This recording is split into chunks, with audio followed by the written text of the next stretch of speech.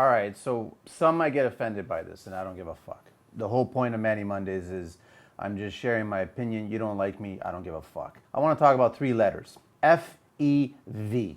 I cannot and I will not ever buy or drive an FEV. I don't care for them. They don't save the planet. They have a greater carbon footprint than combustible engine vehicles. When you factor in the whole manufacturing process, something that the marketing people forget to let you know. If you want to buy and drive an FEV, then great. That's your choice. We have lots of choices out there. But do not be a fucking speaker box and telling me you're bullshit about saving the environment. You're not. It's not about making it better for everybody. In fact, the manufacturing process regarding batteries has a significant impact on the environment. I'll argue the lithium, cobalt, the nickel, and the impact on emissions and the humans that are mining all this shit in the worst health conditions ever. We all know about this shit. Nobody talks about it. I'll argue the electrical grid and the brownouts that are happening in cities that are pushing this shit. When you wake up and you have to decide whether or not to use AC or charge your FEV,